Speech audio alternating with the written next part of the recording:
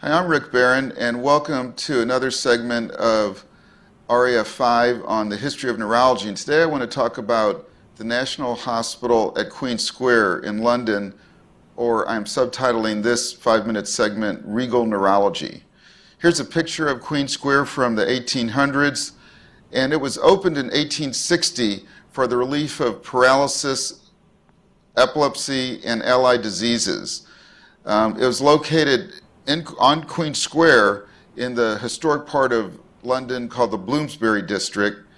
And its first two physicians that were appointed in 1859, and then the hospital opened a year later, were James Ramskill, who I really don't know much about, but Charles Edward Brown-Sequard, which we do know a lot about, and who we have another RAF5 segment with a lot of details about Brown-Sequard's life. He jumped back and forth between North America and Europe, but he spent 3 years at Queen Square, and while there he gave a series of lectures, and he wrote his famous book, Course Lectures on Physiology and Pathology of the Central Nervous System. Here's a list of other well-known neurologists and neurosurgeons and other physicians who were at Queen Square up until the 1940s. And as you can see, the names here are very recognizable. John Hewlings Jackson, William Gowers, who I'll talk about more in just a minute, but also C.E. Beaver of Beaver Sign, Victor Horsley, who really created the field of neurosurgery beginning in England, and then Harvey Cushing and others learned from Dr. Horsley. Marcus Gunn, an ophthalmologist, and we now use the term Marcus Gunn pupil. Howard Tooth was at Queen Square. Howard Tooth of famed Charcot-Marie tooth disease. Also, I'll talk a bit in a second about Kinnear Wilson, W.J. Adey of Adey's pupil, and Derek Denny Brown, who had a career in both England and then in the United States at Harvard, and then C.S. Hallpike of the famed Hallpike maneuver. So a lot of really well-known neurologists and other neuroscientists who have made a big impact in our field.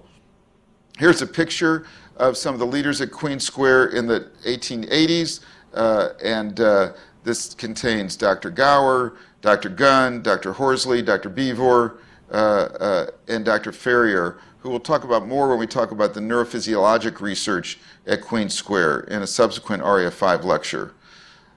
So as I mentioned, Dr. Jackson and Dr. Gowers were one of the early physicians at Queen Square, and then Dr. Wilson came in the early 1900s, and all had amazing contributions to the field of neurology. Hewlings Jackson was really well known for developing our concepts of epilepsy and partial epilepsy.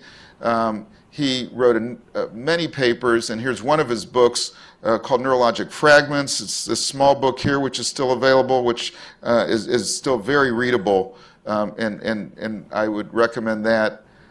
William Gowers, of course, wrote so many books and papers, but his most famous one is the Manual of Diseases of the Nervous System.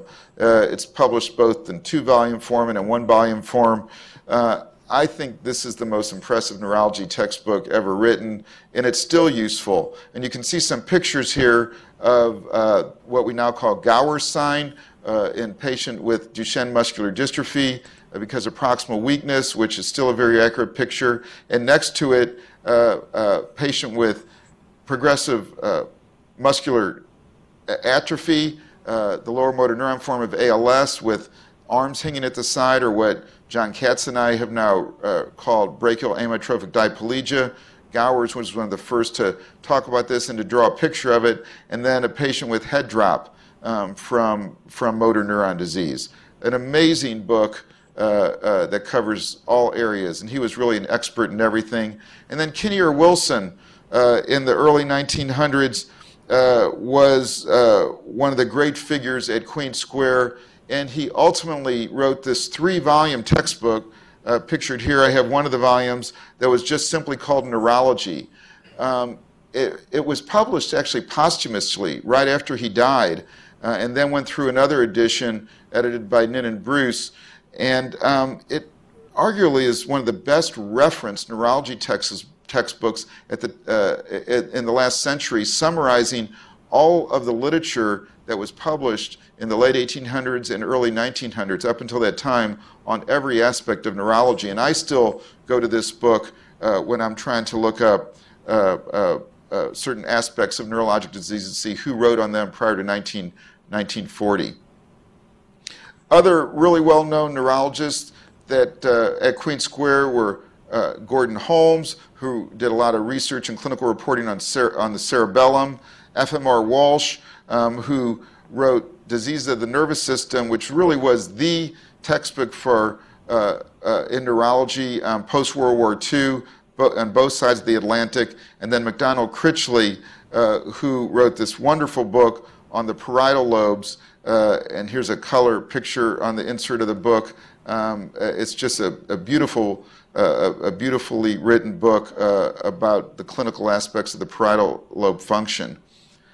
So Queen Square for many generations and until now was a place to go to not only be seen by experts in neurology, but to become trained as a neurologist.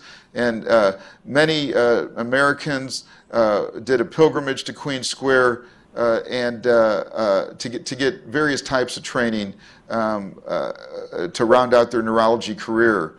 I actually, when I was in the Air Force in the 1980s and was stationed outside of Cambridge as a general medical officer, I would pilgrimage to Queen Square every Saturday for their neurologic demonstrations in one of the old amphitheaters. You would pay £1 and you would put it in a box to get in the classroom, and one of the Queen Square professors would they'd bring a patient in, and they were unknown to the professor. They would open an attaché case with all their neurology tools, and they would take a history and examine the patient in front of the group and then pronounce the diagnosis. They were usually right, and everyone would clap. And that made a huge impression on me in my 20s and really was one of the things that made me want to go on to be a neurologist.